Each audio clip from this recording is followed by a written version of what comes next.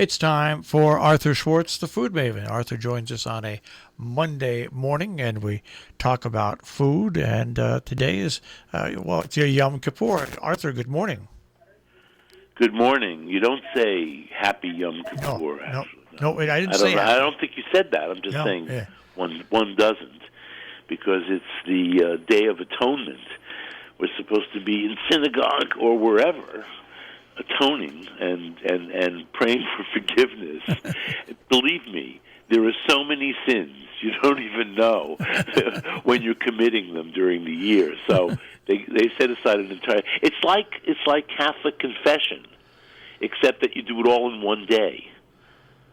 Got it? Yep, just one day. Instead of whenever you do something wrong, you head off to the confession. You just do it. This is the day. Well, Catholics get to do it whatever they want, really. Right. But we only get one day to say we're sorry. So I don't know. I may be sorry I'm on the keto diet.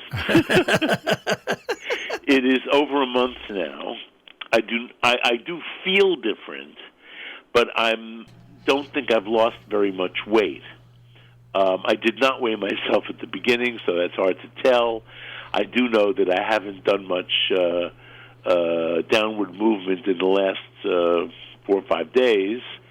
We'll see. I haven't weighed myself today. I am weighing myself again. Bob has lost, let's say, at least 7 pounds, but it's a month, so that's not a huge amount. 7 pounds in a month on a normal calorie-restricted diet. He could probably lose 2 pounds a week, and then he could eat pasta. So I'm contemplating starch today, which I have not had in over a month, meaning potatoes, pasta, rice, bread, because yesterday I made short ribs. Now, let me say, the one thing that the keto diet in theory allows is a lot of meat. A lot of meat, a lot of fat. And actually, they want you to eat more fat, more calories from. Well, of course, fat has 9 calories a gram. Protein and carbohydrates have 4 calories a gram. So they want you to eat a lot of fat. I don't know, the keto gods, who they are, the keto doctors. I'm not sure that this is good science. I'm sure that it's not good for my body in the long run, but I really would like to kick off some pounds so I would be a little bit more agile. Anyway, it's all about health. It always has been about health for me, never about vanity, got to say. Over the zillions of years that I've been dieting, I will tell you that the one thing I know is that you don't lose weight by going off the diet. So I'm sticking with this for a little longer, week by week. And what I have discovered is a lot of foods, because of the high fat content of this diet, a lot of foods that I normally wouldn't eat, or I would be wary of eating, or trying not to eat too much of, that I can now sort of gorge on. And dairy fat is one of those things. And I am into clipping recipes when I see them, although I subscribe to the New York Times cooking website thing, and Sam Sifton, who's the editor, every week sends out a newsletter with links to recipes that were in the previous week or going to be in or were in 35, 40 years ago. I don't know where this recipe came from. It did not appear in the usual places. It was in last week on page, I guess it's page 2, every day.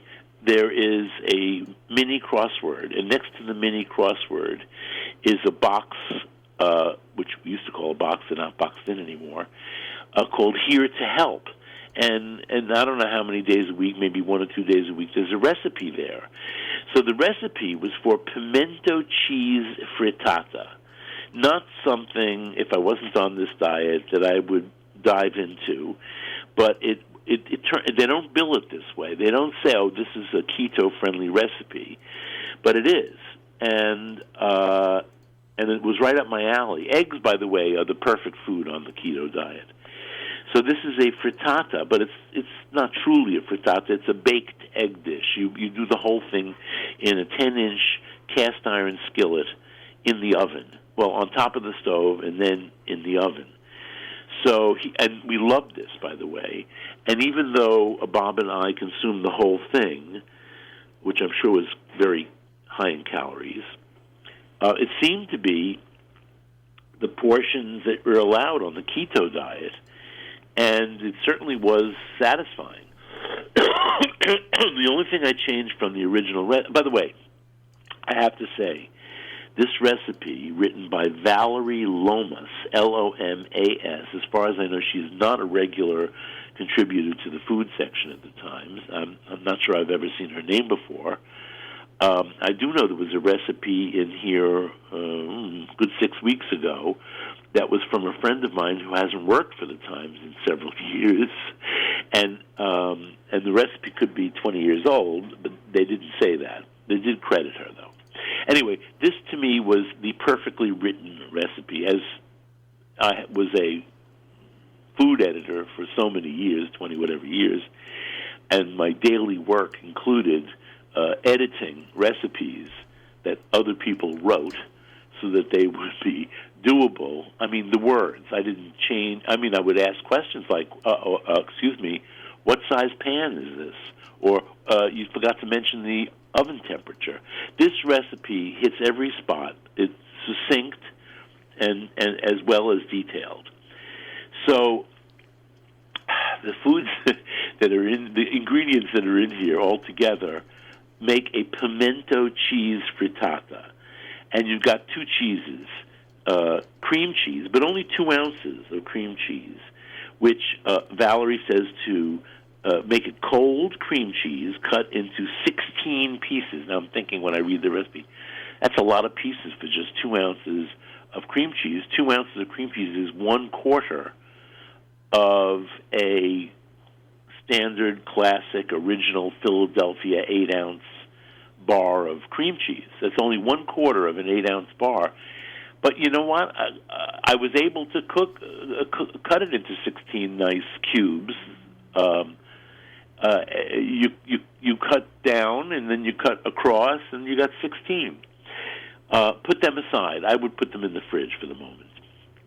By the way, you can prep this whole thing ahead and just make it at the last moment, which makes it an excellent dish for a brunch or luncheon. You could put a salad next to it. I keep, because I'm dreaming of carbohydrates that I can't eat, I was thinking popovers would be fabulous, but I can't do that now. So, but any bread, bread would be great. Good bread, toast even. So the recipe, you preheat the oven to 400 degrees. If you're making it right away, if you're not making it right away, don't bother preheating the oven at this point. But you can cut up the cream cheese. Now the eggs get 6 eggs, 6 large eggs, 1/4 cup of heavy cream, 1/2 teaspoon of salt. I use my sea salt. She says kosher salt, same thing. Well, more or less. Fact is, this was the perfect amount of salt for this dish, too. Rare that you come across a recipe where even the salt is the right amount. So I would use the 1/2 teaspoon of kosher salt or sea salt or whatever salt you use for 6 eggs. And now the recipe does call for 1/2 teaspoon of hot red pepper flakes.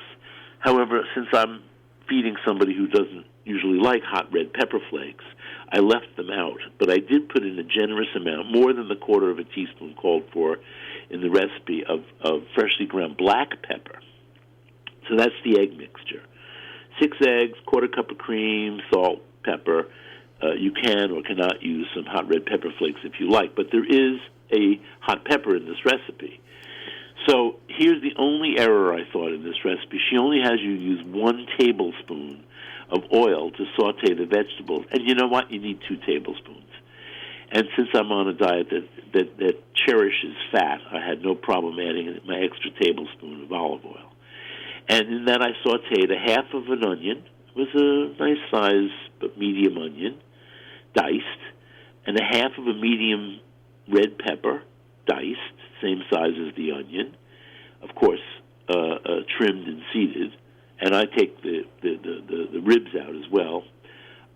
Two nice-sized cloves of garlic, I won't say real large, minced, and one jalapeno, which you also take the seeds out. I carve out the ribs and dice the jalapeno the same size as the onion and sweet red pepper.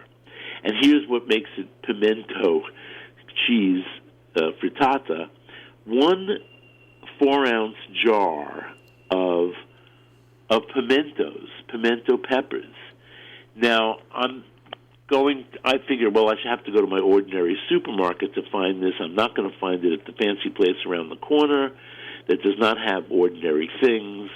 But sure enough, among all the non-ordinary jars of pimento peppers of one kind or another, pickled or not, there's a 4-ounce jar of centos pimentos, but they weren't whole pimentos. They were cut into strips.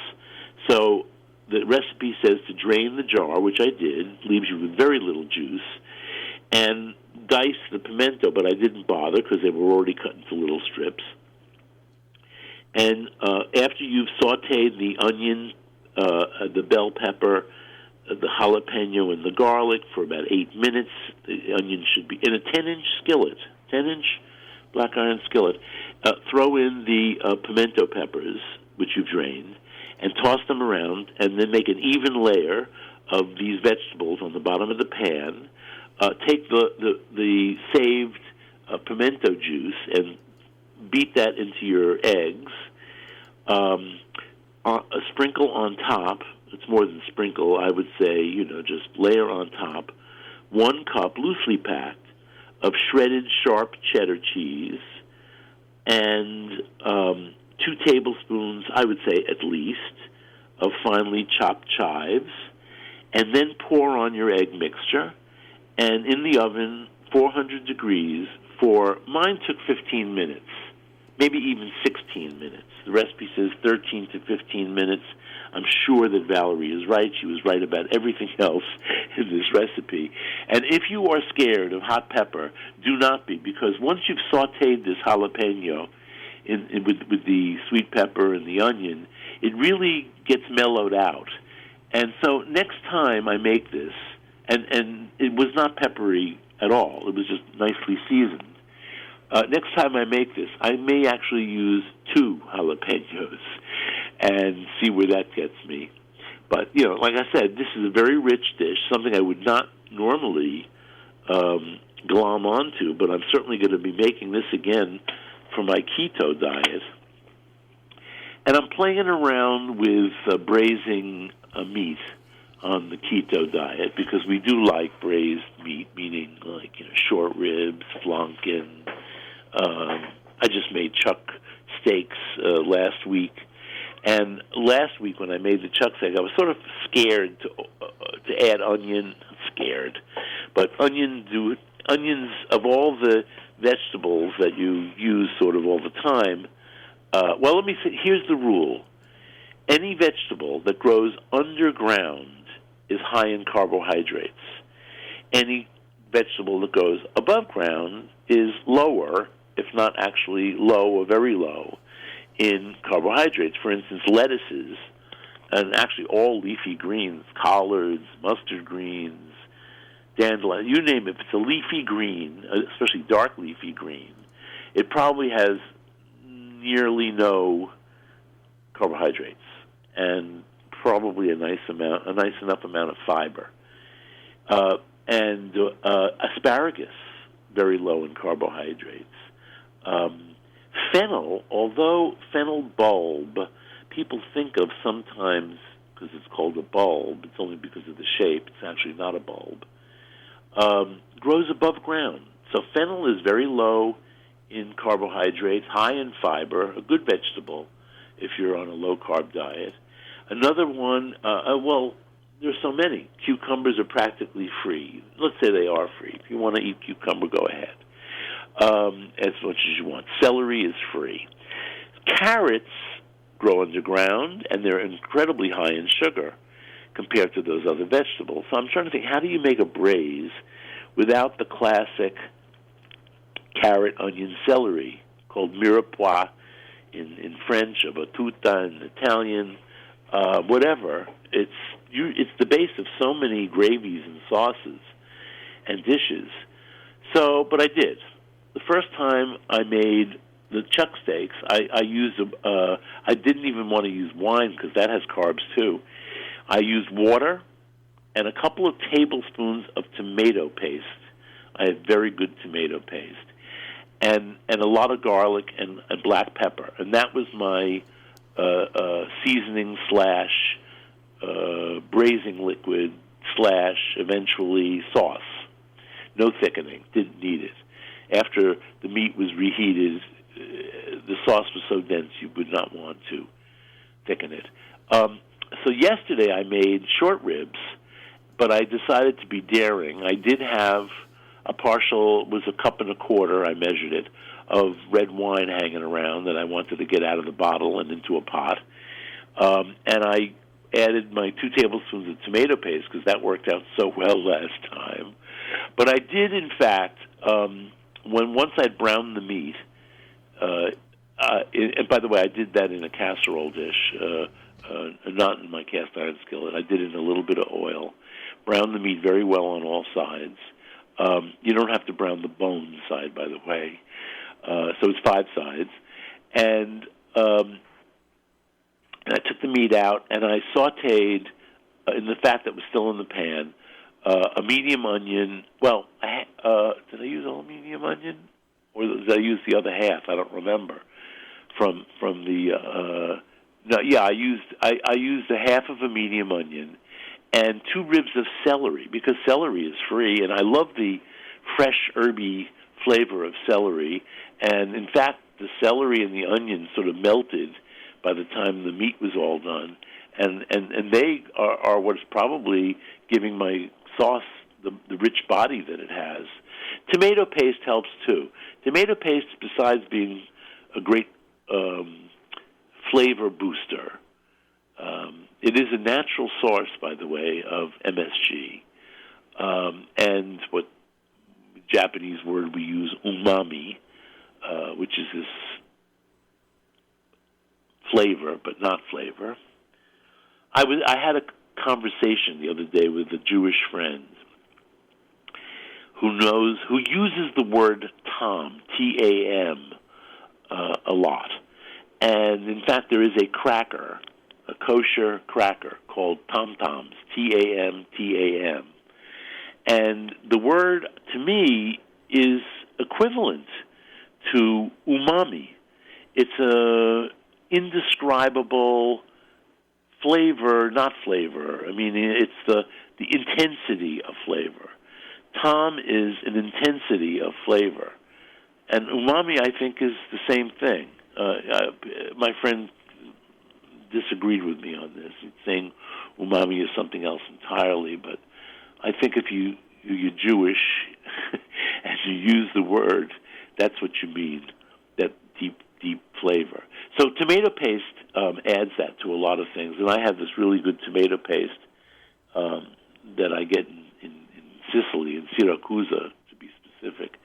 And some friends of mine were in Syracuse last year and brought me back really a large quantity of this, my favorite tomato paste. But if you don't, I could do a whole program probably on tomato paste, but suffice to say that the stuff we buy in cans, which has a very high moisture content, is very good stuff, but not as dense as what I use. So if I say 2 tablespoons, maybe you want to use 3 tablespoons of what you get from the can.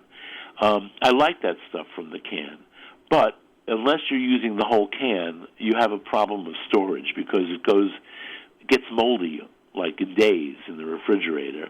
And yes, I have been known to freeze it where it stays stable for a while.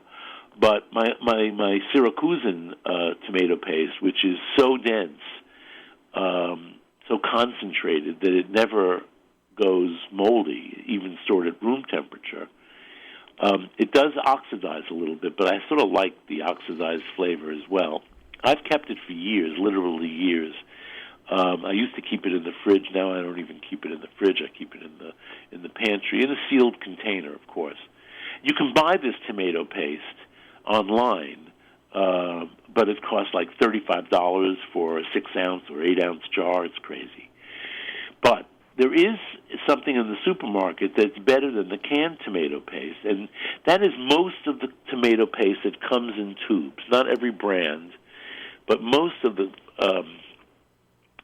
brands are rather concentrated, have great flavor, and they do stay in the tube for quite a while. So, actually, I have friends in Salerno who, when they give you a recipe that includes tomato paste, will tell you how much of the tube to use. Like, use a half a tube for this, or like 2 1-inch squirts from the tube. So that's how they measure tomato paste. So I measure it the same way because that's how I learned how to measure it. But, I actually do measure. So if you have tubed tomato paste, you could use 2 tablespoons of that because it's pretty concentrated. So whatever, you have. By the way, I make sauce just from tomato paste. Really, 1, lazy, and 2, when I'm very insecure if I don't have canned tomatoes in the house, so I make sure to always buy, even if I know I have a couple cans. But it's happened that I'm out of canned tomatoes, and I can make a pretty good spaghetti sauce just with tomato paste. My favorite is, this was actually my friend Juliana told this recipe to me in the car on the way to go buy the good tomato paste in Syracuse. But then when we got home to Salerno, I made it with her, and I make it a lot now, just for its own sake. You saute a clove or 2 cloves, depends on how much you're making, of garlic in a skillet in olive oil, and before it browns, add your tomato paste. Let's say 2 tablespoons is my 2 tablespoons of tomato paste, and smush it up good with a fork into the oil until you get it sort of well smushed and get a lot of the oil incorporated. And then continue smushing and adding milk. I would say for 2 tablespoons of tomato paste, you're going to want a half to 3/4 of a cup of milk. And keep over medium heat, keep cooking this. Add a big pinch of dried oregano. And when it's all smooth and nice, if you want to add a little bit more milk and thin it out, you can, but you don't have to. And that's it. Delicious on spaghetti. I actually had the nerve to serve this to friends when it's such like an emergency meal dish. And I have to say they liked it, but they said, next time, make your regular tomato sauce on it. But I've grown accustomed to it, and I like it. And I know that tomato paste and milk sounds weird, but think about, penne alla vodka. What is that? It's a tomato cream sauce. Yes, it has vodka, and yes, maybe the vodka does lift the dish into a different realm than plain old tomato cream sauce, but still it's tomato cream sauce. So before I leave you on Yom Kippur, or Yom Kippur as we used to call it when I was a kid, I don't know when it became Yom Kippur, I have a new rule of cooking. I'm calling it the 3-minute rule. Almost anything you want to sear or grill takes 3 minutes per side. I have tried this with so many products, and the only one that did not take, what did I make the other day? That only took, I know one. So some things take 3 minutes per item, like shrimp, depending on if they're absolutely rock solid frozen, which is okay. Put them into your biggest pot of rapidly boiling water, meaning a lot more water than there are shrimp. And after 3 minutes, your shrimp should be cooked. If they're totally thawed out shrimp, bring a smaller pot of water to the boil, at least enough to cover the shrimp by a lot, but, it doesn't have to be an enormous pot. And again, you put the shrimp in, and if they're, medium to large shrimp, 3 minutes. I just bought rock shrimp the other day. which my market has been carrying. They're previously frozen. So in the dish, they don't look too appetizing because they've given off all this liquid. But I made sure that they didn't give me any liquid. And a half a pound of rock shrimp was really only, I would say that was only a quart and a half of water. And they were done in 2 minutes because rock shrimp are very small. But they turn pink in 2 minutes. Rolling boil water, throw in the shrimp, 2 minutes. A thick steak, 3 minutes per side at the highest possible heat. A thick pork chop, 3 minutes a side. The skinny little pork chops, I can't tell you. I never make them, but I try to have everything at least an inch thick, 3 minutes per side. Even fish. I cooked some very thick slab of cod the other day, 3 minutes per side. So it's my new rule, the 3-minute rule. Reminds me of my dearly departed friend Alexis Bespaloff, who had the 5-minute rule. The 5-minute rule was you never spend more than 5 minutes in the kitchen per guest. So if you have 6 people, you get a half an hour in the kitchen. He fortunately lived near some stores. This is back in the 70s. He lived in Yorkville, and he was near lots of stores that sold terrific cold cuts. So part of his deal was put out an array of cheese and cold cuts. But the other thing was shrimp, because 5 minutes a person, wow, the shrimp only takes 3. That gives me 2 minutes to arrange the salad or whatever. So that was his 5-minute, my 3-minute rule. Well, I want to thank you for jogging my memory again about the Tam Tam crackers, because I always, to me, they were mini matzahs. But they're not. Yeah, there's something more than water and flour there. But they look like they could look like mini, but they have angled sides. Is it 6-sided, or are they 6-sided or 8-sided? They reminded me of a different oyster cracker. I don't very large though. Yeah, large. I was going to say, but so I always called them Tom Tom too, until I was told that I was wrong and that they're Tam Tam. All right. Well, the really bad news about, if you like them, is Manischewitz, by the way, was purchased by a kind of a marketing company, and it looks like they're going to stop production of Tam Tams or Tom Toms. You're kidding? No. I don't believe it. I mean, well, maybe, I don't know. Well, what can I say? I don't buy them hardly ever, so I can't say they're one of my favorite things. But if they were one of my favorite things, they would have been discontinued a long time ago. That came directly from the Jewish News, by the way. There you go. Oh, really? Yeah. Well, I don't know what the kosher community is up to. I do buy Manischewitz noodles. I can still buy Manischewitz noodles. Well, I think they're going to continue marketing most of the stuff, but they own another kosher food company as well, so they'll probably spread it out. They don't want to compete with themselves, or I don't know what could compete with Tom Toms, Tam Tams, whatever they call them. What could compete with a smear of chopped liver? It's heaven. What can compete with Manischewitz? Come on. Well, that was my grandmother's. One of my grandmother's favorite things was chopped liver on a Tom Tom. I'm just remembering myself now. Well, thank you for joining me. Is this encouraging me to make chopped liver? It may be. It might be. That's right. It's definitely on my keto diet.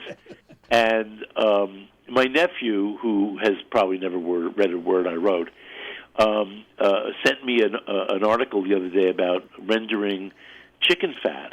And he's going to start saving his chicken fat. So I didn't even answer him. I just sent him a copy of my essay on Schwartz, which talks about saving chicken fat in the freezer. And in fact, my essay is so famous that it inspired a whole book on Schwartz called Schwartz. And I am credited in this book as being the inspiration for Schwartz. So, yeah, I can eat Schwartz. For me, chopped liver is nothing without a lot of fried onions, which are high carb, by the way. And but it's balanced out by the liver and the egg and the schmaltz. So I went to a deli. So one essay I wrote when trying to figure out why I'm not losing quicker said onions are okay because you eat as a seasoning because you eat so little of them in the end, but I'm not sure I eat so little of them when I make chopped liver. All right, Arthur, we will speak All to you right, next week. have a great week. Take care. An easy fast for those of you who are listening to the radio, which is allowed, but who wants to listen about food on Yom Kippur? Okay. Goodbye. Bye. Arthur Schwartz, the Food Maven, here on Robin Hood Radio, robinhoodradio.com on the web. Underwriting support for Arthur Schwartz, the Food Maven, John Andrews Restaurant on the Hillsdale Road in South Egremont, 413-528-3467, on the web, jarestaurant.com. Rubiners Cheesemongers and Grocers on Main Street in Great Barrington, 413-528-0488, rubiners.com. Hillsdale Home Chef, more information, 518-325-7000,